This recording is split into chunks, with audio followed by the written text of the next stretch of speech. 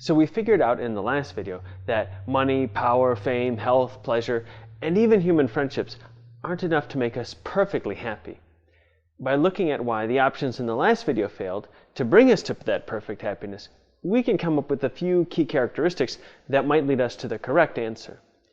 First, if something is going to make us perfectly happy, then we're going to want it for its own sake and not because it can get us something else. In other words, it has to be an end, not a means to an end. So this disqualifies money, power, and health. Second, it has to be something inside of us. My happiness can't exist out there somewhere. It has to be in here. And this ruled out money and fame. Third, our happiness wouldn't be perfect if we were worried all the time about losing it. Scripture says, "Sleep is sweet to the working man, but the rich man's wealth allows him no sleep." Voldemort would certainly understand, since he has to always worry about the safety of his Horcruxes.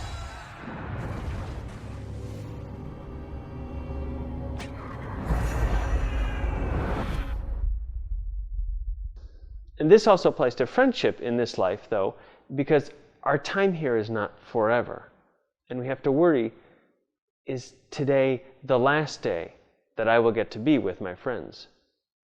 Fourth, and perhaps most important, what makes us perfectly happy satisfies all our desires. If there is still something we want but don't have, then we aren't perfectly happy. When you put these four things together, though, it's a pretty tall order. Maybe Voldemort was onto something. Maybe we can't be perfectly happy, and we should do what he did and just prolong our lives on this earth as long as possible, so to live it up, before we all snuff it. Spin around like a crazy elf, a dancing by himself. This creates a question, though, which I'm just going to throw out there. If nothing exists that can perfectly satisfy our hunger, then how did we develop a taste for this in the first place? Jesus' answer to the question of what will make us perfectly happy is simply himself. At the Last Supper before he died on the cross, Jesus told his disciples, "I am the way, the truth, and the life." St. Paul compares our knowledge of God now to what it will be in heaven by saying, "At present we see as through a glass darkly, but then face to face. At present I know partially, then I shall know fully, as I am fully known." St. John spoke of the heavenly transformation of ourselves this way, "Beloved, we are God's children now. What we shall be has not yet been revealed. We do know that when it is revealed, we shall be like him, for we shall see him as he is." Before exploring this idea in depth, let's do a check to see if seeing God meets all of the criteria for perfect happiness that I listed above. It's not a means to an end, but we seek it for its own sake. It doesn't have an end, it goes on forever. It's something internal to us, not external like money. And finally, most importantly, it is something that can satisfy all our desires. But this last point needs a bit more explanation. We need to go back to what I said in previous videos about our having an intellect and a will. Now we have stomachs, and stomachs desire food, sometimes lots of it.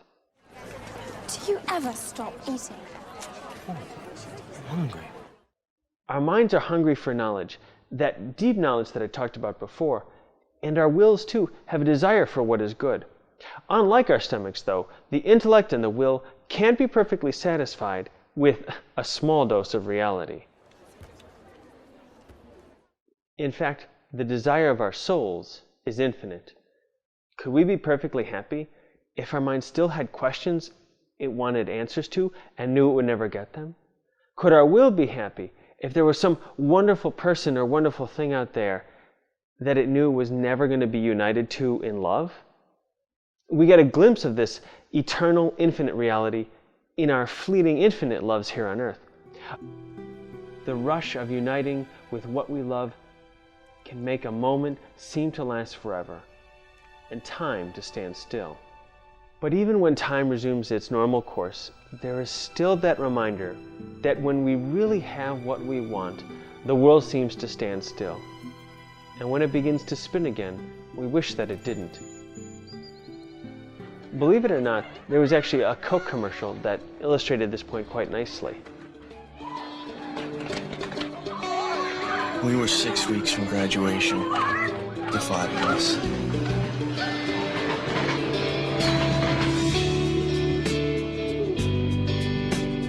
Ears ringing, voices all screamed out. We rode home from the concert in the car with no air.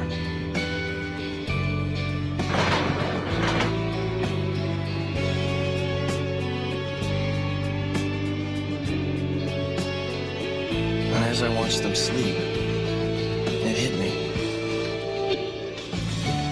It was the best night of my life. And I kind of wished we could all stay on that train forever.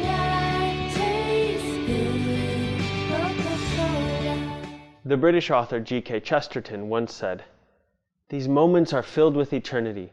These moments are joyful because they do not seem momentary. Man cannot love mortal things. He can only love immortal things for an instant." The God who is truth and life exists outside of time, and in seeing Him, loving Him, we can become filled to the brim with love and happiness. But knowing and loving are verbs, which means that happiness isn't the result of our sitting on our behinds and waiting for happiness to just happen.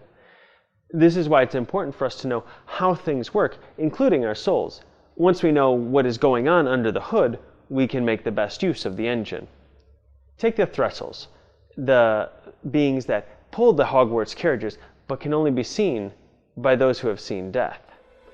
Nothing's pulling the carriage, Harry. Once Harry understands their excellent sense of direction and their ability to fly, well, he can make good use of them.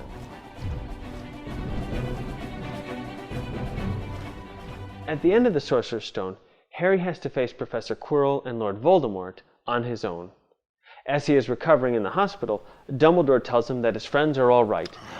I see that your friend Ronald has saved you the trouble of opening your chocolate frogs. Ron was here. Is he all right? What about Hermione? Fine. They're both just fine. But it is in seeing them again that he really has a sense that he possesses them, that they are really united once more.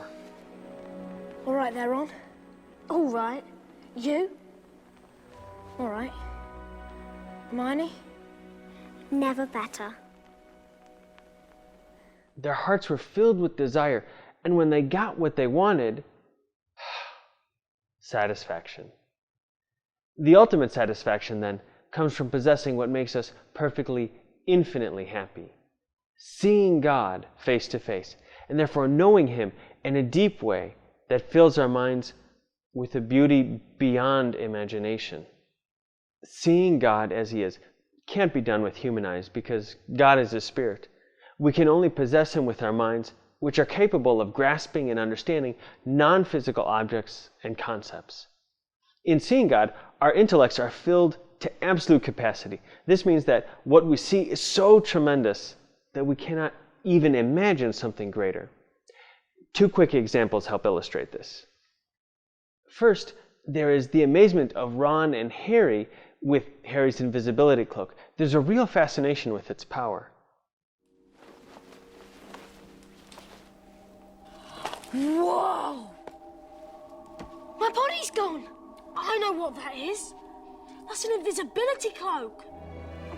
The other illustration would be the mesmerized look we see on Parvati Patil's and Harry's faces when Hermione makes her entrance at the Yule Ball. Talk about shock and awe. But in comprehending the coolness of the cloak or Hermione's beauty, our characters show what it means for the mind to be enraptured.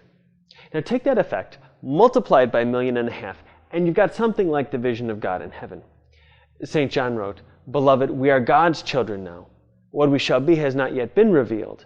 We do know that when it is revealed, we shall be like Him, for we shall see Him as He is." Having that beauty in our intellects produces the ultimate joy because we have what we really want. Now, joy, like happiness, is another one of those goodies that we want for its own sake. But joy is not the same thing as happiness. Joy is what is produced when we enjoy something. Joy only comes about when we've got something else that we want. So it's not helpful to think that, oh, I just want joy. I don't care what I enjoy. That doesn't make any sense. Harry enjoys Quidditch, hanging out with friends, and kissing Ginny. Lord Voldemort enjoys torturing people, murdering them, and feeding them to Nagini. What we enjoy makes all the difference in the world. What we love determines who we are, because as I said in the 9th video, we become like what we love. So seeing God face to face transforms us, and we become like Him. Knowing the God who is love satisfies our deepest, most desperate desires. And in the end, only possessing the God who is love can possibly make us happy and truly good. Sharing in that very life of God happens perfectly in heaven, but even here on earth, we can start to get a glimpse of that happiness and that goodness. But to find out how, you'll have to watch my next video. Please visit preachingfriars.org or subscribe to my YouTube channel to see all my videos or to make a contribution. Thank you for watching, and remember to read lots, pray more, and keep the faith.